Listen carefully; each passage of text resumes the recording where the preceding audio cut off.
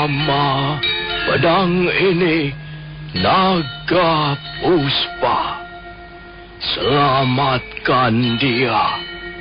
Jangan sampai jatuh ke tangan pendekar berwatak jahat.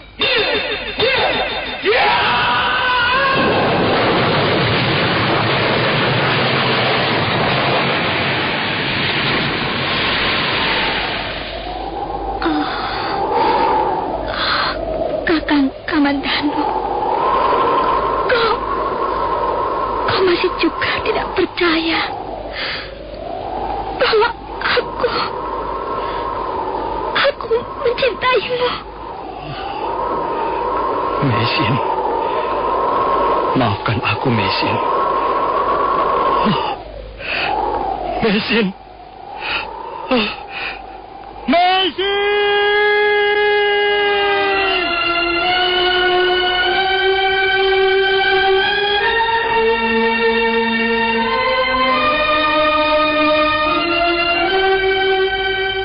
Tutur Tinula.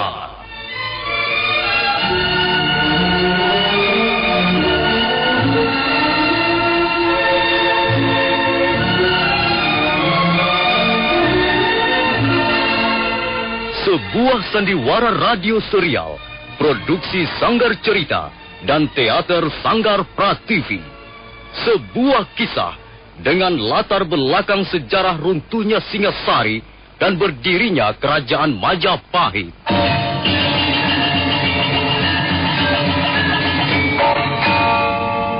Sandiwara ini didukung oleh pemain-pemain radio yang sudah ternama.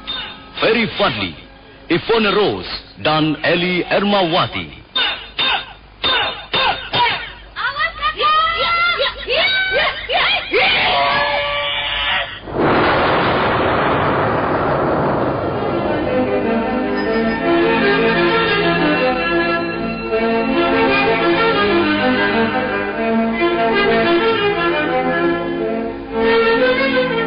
Cerita ini ditulis dan disusun oleh S. Tijab. Teknik dan montase dikerjakan oleh Rudi Tinangon dan Joko SP.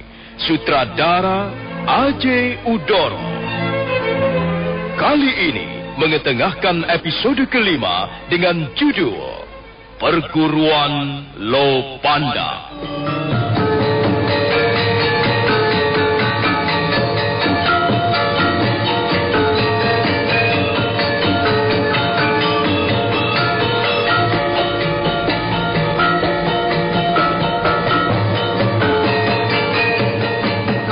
Dalam seri ke-131 ini didukung oleh para pemain M. Abud sebagai Arya Dwi Pangga, Firman sebagai Watu Kura, dan Asdi Suhastra pembawa cerita.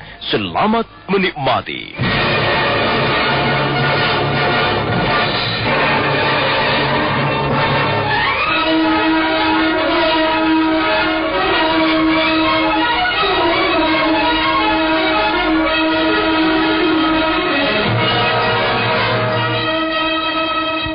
Semenjak jatuh ke lubang sumur yang dalam, Arya Dwi Pangga tidak sadarkan diri.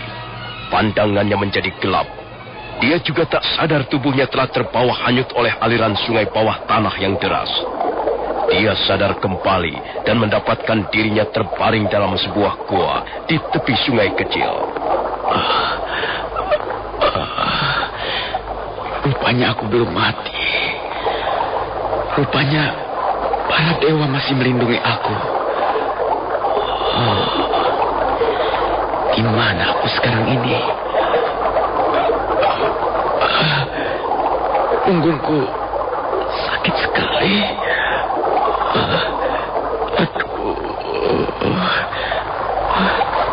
Tapi walaupun sakit, aku masih beruntung karena aku masih diperbolehkan hidup.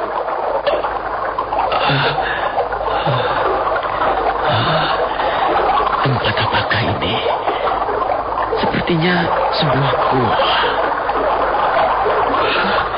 Apakah aku bisa keluar dari tempat ini? Atau aku akan terkurung di tempat ini untuk selamanya? Aku harus harus mencari jalan keluar. Aku harus bisa keluar.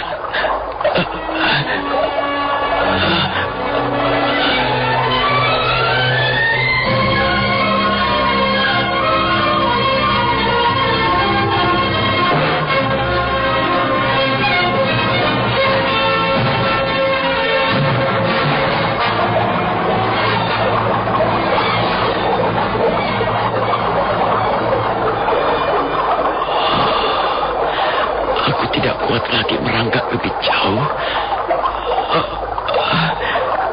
Badanku sakit semua dan rasanya aku sudah tidak punya tenaga lagi.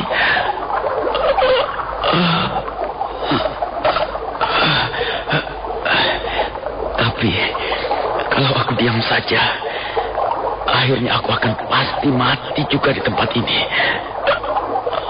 Bagaimana ini? Aku tidak boleh putus asa. Aku harus berusaha mencari jalan keluar dari neraka ini. Arya Dwi Pangga kembali merangkak. Dengan sisa-sisa tenaganya, dia terus berusaha merangkak ke arah sebuah lubang besar di depannya. Jarak antara lubang itu dengan sungai kurang lebih 20 langkah jauhnya. Mendadak Arya Dwi Pangga berhenti merangkak. Jantungnya seolah berhenti berdenyut.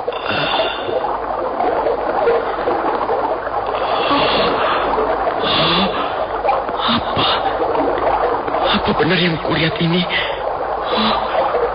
Rupanya aku tidak sendirian di tempat ini. Memang benar, Arya Dwi Pangga tidak sendirian di dalam gua itu. Ketika wajahnya mendongak, dia melihat sosok tubuh manusia duduk di atas sebongkah batu. Karena suasana dalam gua yang remang-remang, dia tidak bisa melihat dengan jelas wajah orang itu.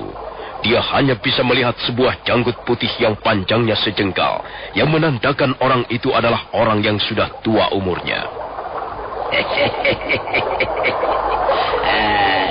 Akhirnya permohonanku dikabulkan para dewa. Siapakah Tuan? Akhirnya para dewa mengirim seseorang ke tempat ini. Tolonglah saya, Tuan. Saya sakit. Tubuh saya lemah sekali. Apakah kau sudah biasa minta tolong pada orang lain? Kau harus belajar menolong dirimu sendiri. Saya sudah tidak kuat lagi. Kalau Tuan tidak menolong saya pasti akan mati. Aku lebih suka melihatmu mati daripada harus menolongmu. Tuan kejam sekali. Tuan agaknya bukan orang yang baik. Tutup mulutmu, anjing bodoh. Jangan bicara soal kebaikan.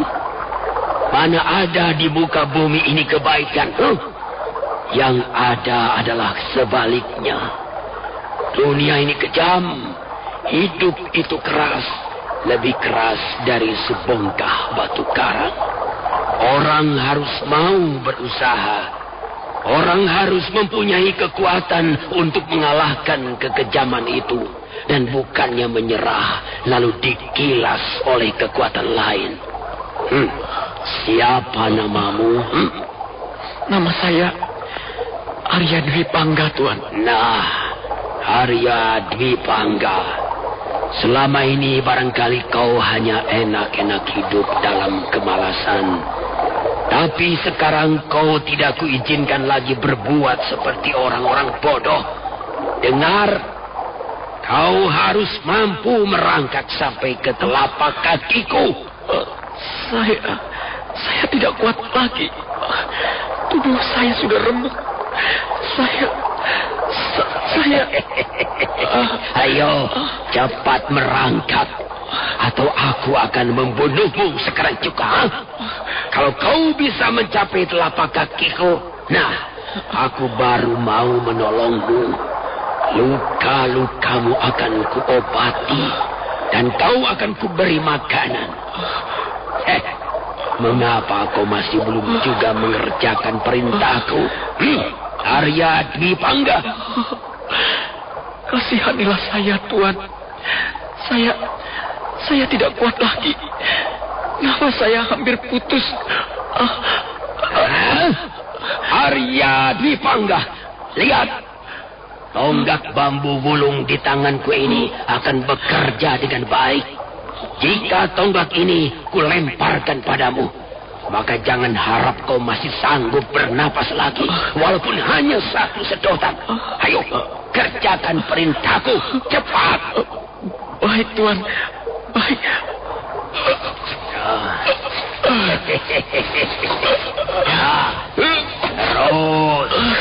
Terus berangkat. Terus.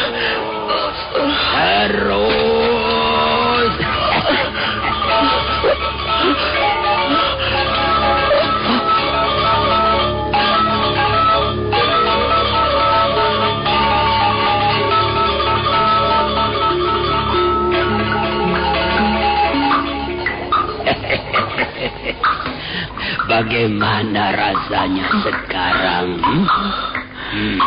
Saya rasanya lebih enak. Apakah Tuan mengobati luka-luka saya? Kalau tidak kuobati, kau sudah mampus dari kemarin. Lukamu ternyata cukup parah. Mengapa Tuan mengobati saya? Bukankah aku sudah berjanji, kalau kau dapat merangkak mencapai telapak kakiku, maka aku akan mengobatimu. Kalau begitu, terima kasih atas pertolongan Tuan. Kalau saya boleh tahu siapakah Tuan ini, dan mengapa Tuan berada di tempat seperti ini? Belum saatnya kau tahu siapa aku. Nanti, pada kesempatan yang lebih baik, kau pasti akan tahu. Sekarang kau butuh makanan. Itu sudah kusiapkan di atas batu hitam yang ada di pojok itu. Makanlah, supaya tenagamu segera pulih kembali. Baik, Tuan. Arya Dwi Pangga segera menggeser tubuhnya ke arah batu hitam. Dengan gemetar, tangannya meraih sebuah batok atau tempurung kelapa yang terletak di atas batu hitam yang bentuknya menyerupai meja. Mendadak dia terkejut dan buru-buru meletakkan batok. Bau tak sedap segera menyengat hidungnya. Kenapa kau letakkan kembali makananmu? Tidak, Tuan. Saya tidak usah makan. Kenapa? Maaf, Tuan. Apakah yang ada di dalam batok ini makanan saya? Ya, kenapa kau tidak suka? Saya tidak bisa memakannya, Tuan. Lagi-lagi kau menjadi manusia goblok. Manusia lemah dan tidak bisa berpikir sehat. Tapi, Tuan, kau akan segera mampus kalau tidak mau mengisi perutmu. Tapi saya tidak pernah makan cacing gelang. Saya tidak biasa makan makanan seperti itu, Tuan. Kau sudah menjadi orang goblok. Dan sekarang kau berani menghina aku. Kau pikir kau bisa mendapatkan makanan seperti di rumahmu sana? Lihat. Tempat ini tertutup rapat oleh dinding-dinding batu. Kau tidak mungkin bisa keluar. Hanya ada sebuah lubang sebesar buah semangka di atas sana. Tapi kau apa bisa memanjat tebing ini dan keluar dari lubang itu? Kau tahu, sudah hampir 3 tahun aku tinggal di tempat ini. Dan aku bisa tetap hidup hanya dengan memakan cacing gelang atau lumut-lumutan. Tapi, Tuan, saya benar-benar tidak bisa memakannya. Sungguh, Tuan, saya tidak bisa. Saya tidak bisa. Akan kita lihat. Apa benar-benar kau tidak bisa makan apa yang selama ini telah kumakan? Makan! Aduh, Ampun Tuhan, ampun Tuhan. Aku tidak menyuruhmu minta ampun. Aku menyuruhmu makan. Aduh. Baiklah Tuhan. Baiklah, saya akan makan. Cepat. Kau tidak bisa sok-sokan di sini. Kau harus makan apa yang ku makan.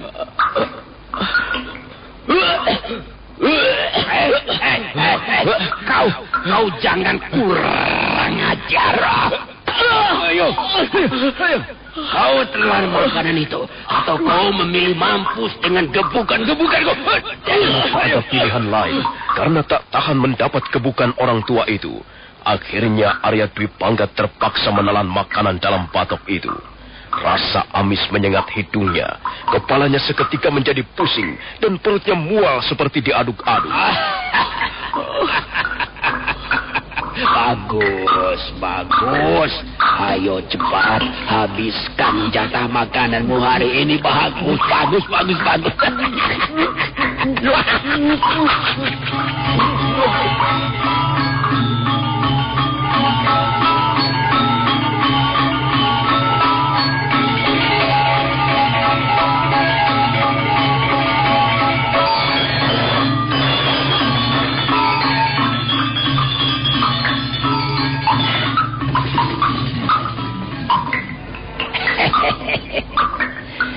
Bagaimana keadaanmu sekarang? Kulihat sudah lebih segar sekarang. Oh, kau masih marah ya? Masih kesal karena kupaksa makan cacing gelang dan lumut merah? Kau nanti akan biasa makan makanan seperti itu. Makan hanyalah soal kebiasaan. Tidak ada makanan istimewa di dunia ini. Yang jelas, manusia harus tetap hidup dan bukannya mati kelaparan. Dulu aku juga begitu. Pertama kali aku muntah sampai 10 kali. Tapi akhirnya biasa juga. Aku berani bertaruh. Dalam 1 bulan ini, kau dan aku pasti akan berebut cacing gelang. Ay. Tapi sebenarnya di sini bukan hanya cacing gelang dan lumut merah yang bisa kita santap. Ada juga kelelawar atau kalong yang besar-besar. Ada juga ganggang. Dan di tepian sungai sana kau bisa menemukan sejenis bekicot. Kau sudah pernah makan bekicot? Kalau kebetulan sedang lapar, aku bisa menghabiskan 2 batok bekicot. Nanti kau akan kuajak mencobanya. Enak kok. Menurut pendapatku, jauh lebih enak dibanding ayam panggang atau bubur santan. Mengapa kau diam saja? Kau sedang memikirkan apa, Arya Dwi Pangga? Tidak. Saya tidak memikirkan apa-apa. Kau sudah banyak bercerita tentang dirimu. Kau mengatakan bahwa kau mempunyai kegemaran menulis syair. Iya. Saya menulis syair sejak masih berumur 12 tahun. Saya juga menyukai syair ya. Nanti kita akan melihat syair siapa yang lebih bagus. Coba. Sekarang aku ingin mendengar bait-bait syairmu. Tapi Tuan, tubuh saya masih belum kuat benar. Kau memang laki-laki yang gampang mengeluh. Kau seperti anak kambing saja. Kau senang syair Saya menyukai syair tentang wanita. Wanita tidak pandai buat syair. Tapi cobalah, aku mau dengar. Baiklah. Saya akan mencoba mengingat beberapa bait yang pernah saya tulis. Musim panen tahun ini berlalu tanpa kesan. Angin menerbangkan bunga-bunga angsoka ke tepi jalan. Senja itu, kulihat kau melintasi pematang. Kupanggil namamu dan kukejar langkah-langkahmu. Tapi bayanganmu segera lenyap di balik mimpi. Malamnya, bulan berkaca di permukaan telaga. Dan ku tidur di atas ranjangku yang dingin, tanpa siapa-siapa. Bagaimana pendapat Tuan tentang bait-bait syairku ini? Syair yang jelek. Syair yang tidak bermutu. Aku bahkan tidak percaya ada syair yang bunyinya seperti itu. Adakah kau mempunyai syair yang lain? Saya tidak mempunyai syair yang lain. Maksud saya yang warnanya berbeda. Semua bicara tentang perempuan. Semua merengek-rengek seperti seekor anak kambing. Kau hanya menyanyiakan waktu dan hidupmu saja. Kau seorang laki-laki, mestinya kau bisa membuat syair yang jauh lebih baik. Apakah Tuan dapat memberikan contoh bagaimana sebuah syair yang baik ditulis? Aku hanya mempunyai sebuah syair. Seumur hidupku, aku hanya menulis sebuah syair. Bolehkah saya mendengar syair Tuan? Aku lapar. Aku akan mencari makan malam nanti.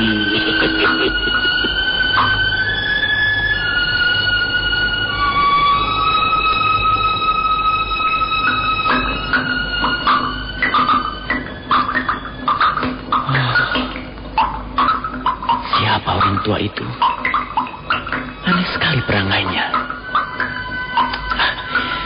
Siapapun dia, aku tidak senang padanya. Dia telah memukul aku dengan tongkat bambunya untuk memaksaku makan cacing, makan bungut. Kurang ajar. Tidak pernah aku bermimpi bahwa suatu ketika harus makan cacing. Rasanya derajatku turun menjadi rendah seperti seekor babi. Dan nanti malam dia pasti akan memaksaku makan kalong atau barangkali seekor ular. Aku harus mencari jalan keluar. Aku bisa mati karena jijik kalau masih tinggal bersama si tua yang gemblong itu.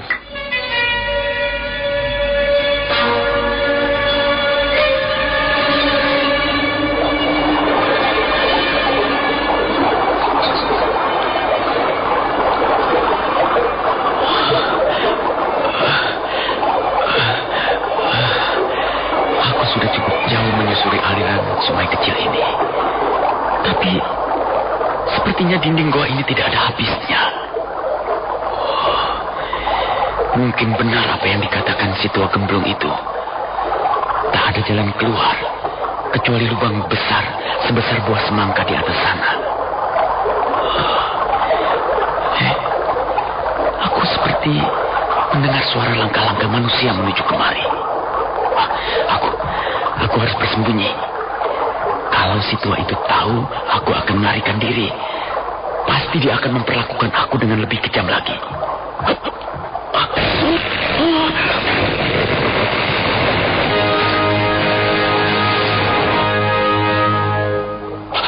Hei! Apa yang kau lakukan di situ, Dinding gua ini sudah keropos dimakan rebesan air. Sudah kukatakan. Tidak ada gunanya mencoba melarikan diri. Kalau kau bisa berpikir sehat, kau pasti akan menuruti kata-kataku. Ayo, kita kembali. Lihat, aku membawa 20 ekor kalong dan seekor biawak yang cukup gemuk. Pokoknya malam nanti kita kenyang makan. Ayo, Bang. Bukankah badanmu sudah kuat lagi sekarang,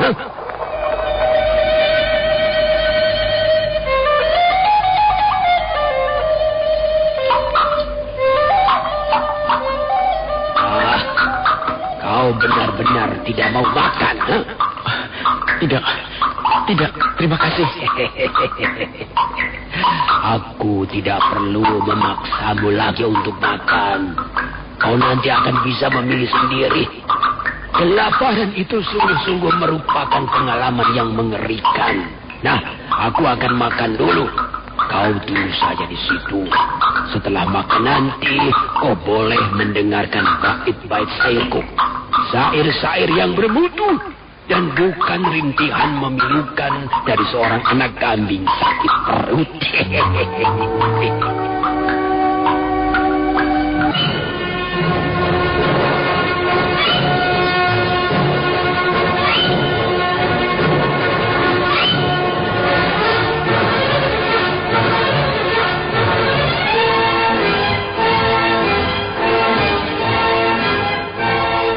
Orang tua aneh itu dengan lahapnya menelan potongan daging kalong, seperti menelan butiran-butiran kacang tanah. Darah binatang bersayap itu mengotori bibir dan jenggotnya yang putih. Perut Arya Dwi Pangga menjadi mual, tapi dia tidak bisa berbuat apa-apa. Wajahnya hanya bisa menunduk. Mengapa kau hanya melirik saja? Kau tidak ingin makan daging kalong yang lezat ini? Tidak, Tuan. Saya belum begitu lapar. Dasar orang bodoh. Tapi salahmu sendiri. Aku ingin melihat berapa lama perutmu kuat dikosongkan. Sehari, 2 hari, atau 1 minggu. Dwi Pangga. Aku tahu manusia macam kamu itu suka memilih. Tidak mampu menghadapi kenyataan dalam hidup yang serba keras. Tapi di sini, di tempat ini, kau nanti akan belajar banyak. Kau nanti akan tahu artinya makan. Selama ini mungkin kau tidak pernah makan. Kau hanya memasukkan daging ayam bakar, atau kambing bakar, atau butir-butir jagung, atau makanan lain yang kau anggap enak, yang kau sukai ke dalam mulutmu setiap hari. Tapi apa? Kotoran yang kau buang ke kakus. Tidak lebih dari itu. Kau tidak mampu berkembang apa-apa dengan semua jenis makanan itu. Kau tidak menjadi lebih dewasa. Kau tidak menjadi lebih matang. Kau tetap menjadi seekor anak kambing yang suka merengek, suka mengembek. Ya? Tapi coba lihatlah aku. Walaupun hanya menelan daging kalong, cacing gelang, atau lumut merah setiap hari, tubuhku tetap kuat. Semangatku tetap tegar. Paling tidak, aku belum mampus semenjak terperangkap di dalam gua ini 3 tahun yang lalu. Apa itu tidak cukup hebat? Dwi Pangga.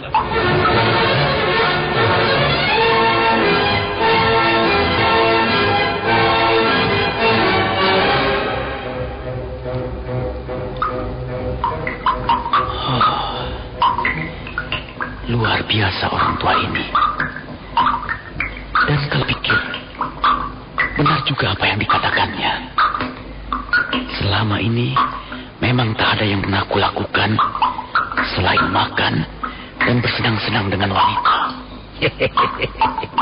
Bagaimana, Dwi Pangga? Aku sudah selesai makan. Lihat, perutku sampai buncit karena kenyang. Aduh. Nah, sekarang mari kita bicara soal syair. Dwi Pangga, mengapa kau menulis syair? Mengapa saya menulis syair? Saya tidak tahu mengapa saya menulis syair, Tuan. Itu sudah saya kerjakan semenjak saya masih anak-anak. Apa yang akan kau dapatkan dari syair-syairmu itu? Saya... Baiklah, aku akan membantumu untuk menjawabnya. Dengar baik-baik ya. Kau tidak akan pernah mendapatkan apa-apa dengan syair-syair seperti itu. Kau hanya akan mendapatkan kepuasan-kepuasan semu. Selebihnya adalah kosong melompong. Syair-syair seperti itu yang memuja wanita, yang memuja bunga-bunga atau keindahan alam, tidak patut ditulis seorang laki-laki sejati. Maaf, Tuan. Apakah ada jenis syair yang lain? Ada. Syair tentang apa? Tentang kekuatan. Baru kali ini saya mendengar, Tuan. Syair seperti ini jarang dibuat orang. Biasanya orang suka membuat syair seperti yang kau buat itu. Syair tentang cinta, syair tentang kelembutan, syair tentang keindahan. Dan biasanya si pembuat syair adalah tukang-tukang mimpi. Mereka hanya membuang waktu dan kesempatan untuk berkhayal. Mereka itu orang-orang malas dan para pengecut. Dan mereka pasti gagal. Dunia yang serba keras ini tidak bisa ditaklukkan oleh syair-syair yang lembut. Kau percaya? Kau bahkan tidak akan mampu berbuat apa-apa dengan syairmu, sekalipun istrimu dicopet orang di depan hidungmu. Iya, saya kira perkataan Tuan benar. Syair-syair seperti itu memang tidak mampu berbuat banyak. Pada akhirnya, dia akan hilang bersama angin lalu. Dan tak lagi orang-orang menggubrisnya. Karena itu kau harus segera melupakan syair-syairmu itu dan mulailah belajar dengan syair-syair yang baru, yang penuh semangat, yang berkobar-kobar bagaikan letusan gunung berapi. Apa kau ingin mendengarnya, Dwi Pangga? Ya, Tuan. Saya sangat ingin mendengarnya. Baik, dengarkan. Pejamkan matamu, karena malam ini tak lagi sahdu. Dengan pedang ini, langit kan kubuat terbelah, dan bumi kan terguyur darah. Pejamkan matamu, sebelum ku bicara dengan mata pedangku. Hai! Seekor burung elang menyambar bangkai. Batara kala melanglang jagat. Hai! Serahkan jantungmu padaku. Kan ku pakai menyekap mata pedangku yang berdebu. Ya!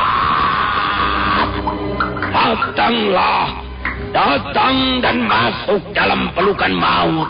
100 pendekar serentak menyerbu dan mayat akan bergelimpang di kanan kiriku. Iya.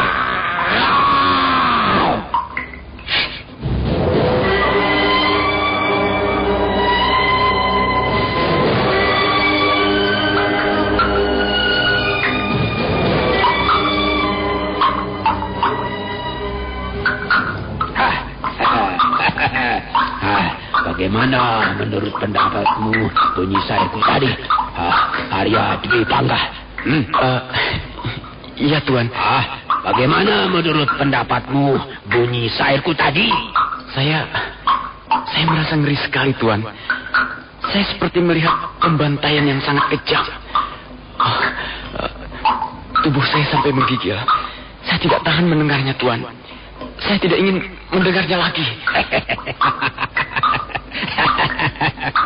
Kau memang bukan laki-laki sejati.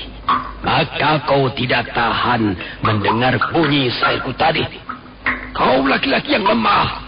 Kau hidup hanya untuk diolok-olok orang lain. Kau hanya bisa membuat syair-syair cinta yang tidak banyak gunanya. Tapi Arya Dwi Pangga, kau tidak perlu merasa khawatir. Para dewa telah menyuruhmu datang ke tempat ini untuk menemui aku. Dan itu merupakan suatu keberuntungan yang sangat langka. Apa maksud Tuan dengan keberuntungan?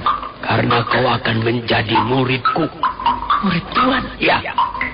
Aku akan mengajarimu membuat syair, bukan sembarang syair. Tapi syair yang sudah dipadukan dengan ilmu kanuragan. Syair yang mampu menggugah keperkasaan seseorang. Syair yang mampu menyebarkan hawa maut. Syair yang ditakuti orang. Syair yang menggelegar laksana halilintar. Jadi Tuan akan mengajari saya ilmu kanuragan? Ya. Syair dan ilmu kanuragan ibarat darah dan daging dalam tubuh manusia. Dua-duanya tak bisa dipisahkan. Syair tanpa dialiri ilmu kanuragan sama hanya seonggok daging yang pucat pasir. Tapi Tuan, saya tidak tertarik pada ulah kanuragan. Apa katamu? Maksud saya, ilmu kanuragan adalah ilmu bagi orang-orang yang tidak terpelajar. Ilmu seperti itu pada akhirnya akan kurang banyak gunanya. Dwi Pangga, kau rupanya tidak pernah mempelajari tokoh-tokoh sejarah. Kenal dapat meremas hancur Tunggul Ametung dan mengobrak-abrik negeri Tumapel. Kenapa? Dia memang anak desa. Tapi dia seekor macan buas dari Pungkur. Kekuatannya sangat dahsyat. Dan kesaktiannya hampir menyerupai kesaktian Batara Brahma. Maaf Tuan, Bukannya saya meremehkan ilmu kanuragan, tapi saya merasa... Arya Dwi Pangga, kalau kau masih meragukan peranan ilmu kanuragan dalam tata kehidupan manusia, nah, aku bisa membuktikannya. Aku dapat mencabut nyawamu dari tempatku berdiri sekarang ini tanpa harus bergeser sedikit pun. Dan itu hanya bisa kulakukan jika aku memiliki ilmu kanuragan. Tapi Tuan, saya merasa tidak berbakat mempelajari ilmu kanuragan. Kamu bisa tahu tidak berbakat? Hah? Kau hanya malas. Usiamu masih cukup muda, tulang-tulangmu bagus, keadaan tubuhmu juga bagus. Tapi Tuan... Cukup. Kau tidak perlu bicara lagi. Kau terlalu cerewet. Dan aku tahu cara yang baik untuk memperoleh apa yang kuinginkan. Kau lihat tonggak bambu bulung ini. Jangan Tuan, jangan. Iya. Kau harus menurut. Kau harus mau belajar ilmu kanuragan dariku. Ampun Tuan. Baiklah Tuan. Saya mau belajar ilmu kanuragan dari Tuhan. Kau pembohong. Ampun Tuhan. Sungguh saya tidak bohong. Saya mau belajar ilmu kanuragan dari Tuhan. Aduh, ampun Tuhan. Jangan pukul lagi saya Tuhan. Kau bersungguh-sungguh. Kau tidak bohong. Kau berani berjanji. Aduh, iya. Saya berjanji. Saya akan mentaati apa kata Tuhan. Pengecut. Mulai sekarang kau jangan panggil aku dengan Tuan lagi. Panggillah aku dengan sebutan Guru. Baik, Guru.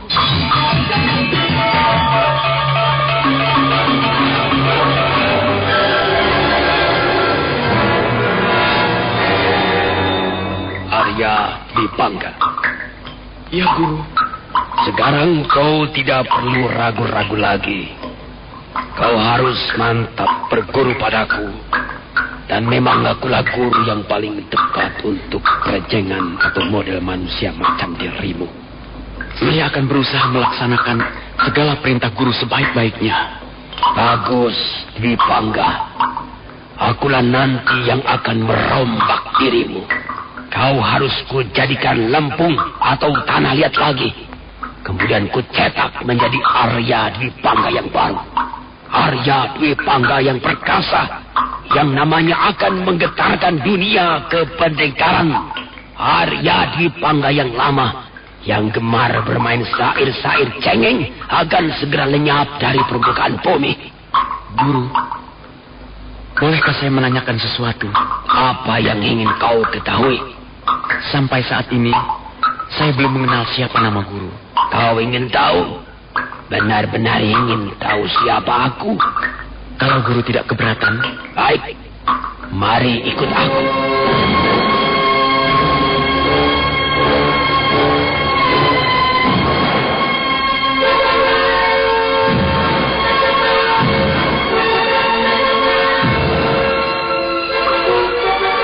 Kau dengar sesuatu di luar sana, Arya Dwi Pangga? Saya seperti mendengar suara deru ombak, Guru. Di balik dinding batu di depanmu itu memang ada laut. Kau sekarang ini berada di suatu tempat yang terletak di pantai selatan Pulau Java. Tempat ini namanya Pancuran Mungkur. Tempat ini dulu sering digunakan orang untuk bertapa atau mempelajari ilmu ulah kanuragan. Lalu, apa hubungannya tempat ini dengan guru? Dulu ada seorang pendekar pilih tanding yang bernama Watu Kora. Ilmu kanuragannya tinggi. Namanya ditakuti pendekar sejak dari daerah Blambangan sampai ke Kediri. Dia mempunyai jurus-jurus maut yang terkenal dengan sebutan pedang bulan kembar. Dengan dua benda yang bentuknya menyerupai bulan tanggal muda. Watu Kura merajalela di muka bumi persilatan. Sampai suatu ketika dia kena batunya. ada seorang pendekar yang ternyata sanggup mengimbangi ilmunya. Mereka lalu mengadakan kesepakatan untuk bertarung.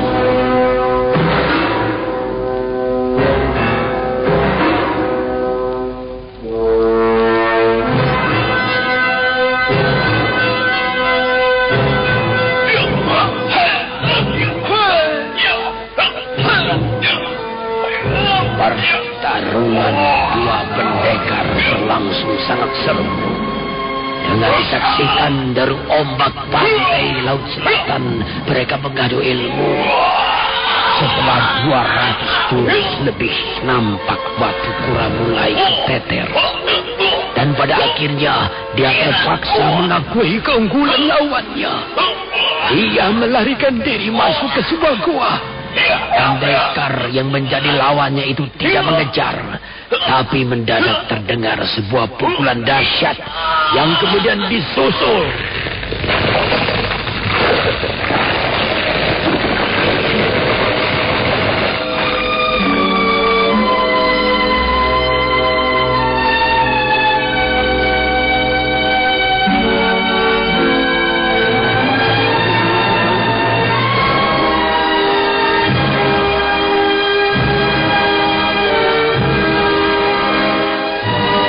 Batu Kura terjebak dalam goa. Pintu goa sudah tertutup rapat oleh sebuah batu sebesar rumah kepala desa. Dinding batu yang ada di depanmu itulah yang kumaksudkan. Oh, jadi guru? Iya, akulah Batu Kura. Lalu siapakah pendekar yang telah mengalahkan guru itu? Aku tidak tahu namanya.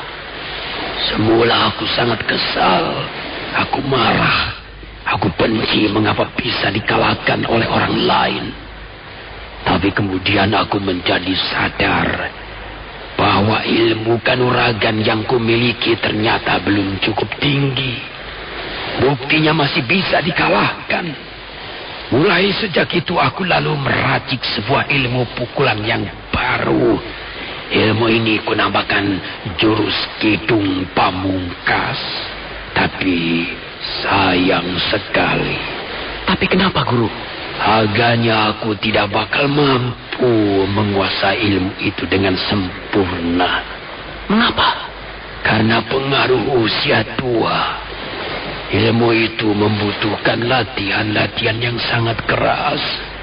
Dan hal itu tidak mungkin bisa kulakukan karena usiaku yang sudah lanjut.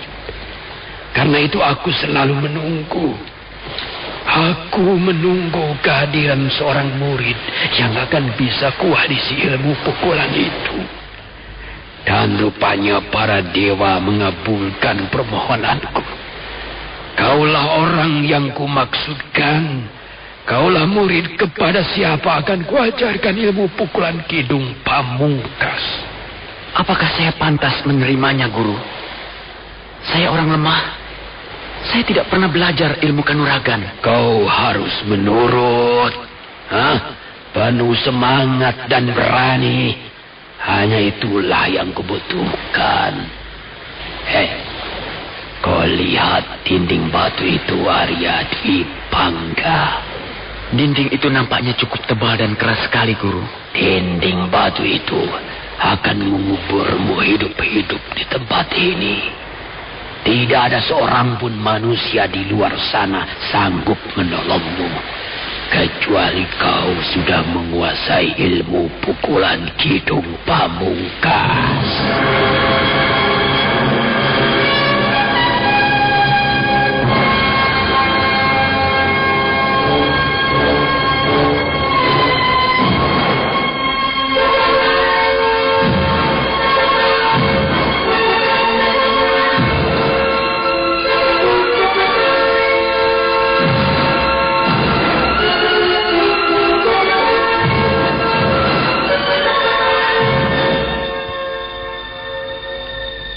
Arya Dwi Pangga dengan penuh perhatian mendengarkan apa yang dikatakan orang tua aneh itu, yang sekarang sudah menjadi gurunya, yang kemudian diketahui bernama Watu Kura.